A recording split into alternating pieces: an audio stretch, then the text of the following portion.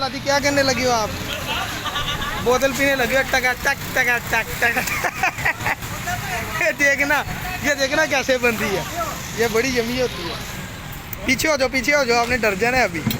लो जी अब्दुल्ला जी पीन लगा जी टका टक टका टक। ये साढ़े शॉर्ट्स आ जी पंजाबी फूड लवर जी, सानू लाइक करो, चैनल सबसक्राइब करो ताकि असीं प्रॉपर अच्छे तरीके नाल बनाया करिए व्लॉग। इस टाइम असी मदीना टाउन खड़े हैं जी, डी रोड, तो बोतल पीन लगे हैं जी ठा ठा।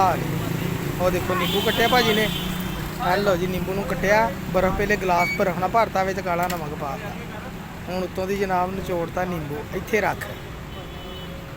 क्या कौन सी बोतल है भला, कौन सी बोतल है? टक टक टक टक टक टक।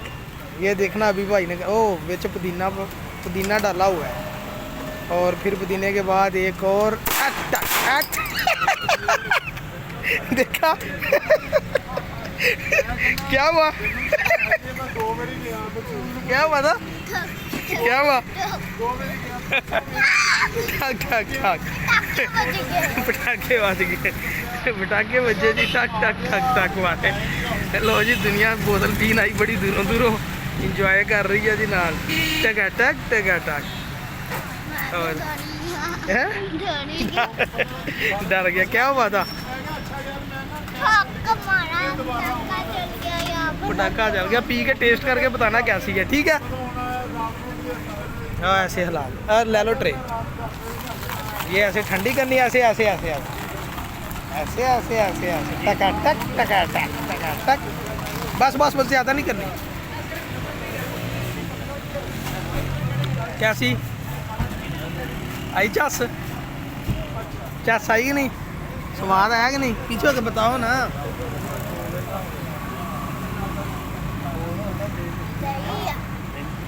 यमी है।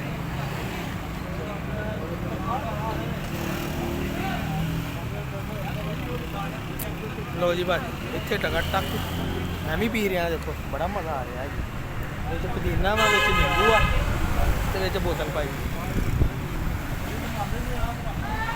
पंजाबी फूड लवर के शॉप के बहुत शुक्रिया दोस्तों, दुआवां याद रखो, साडा चैनल है। लो जी टक टक, बहुत शुक्रिया।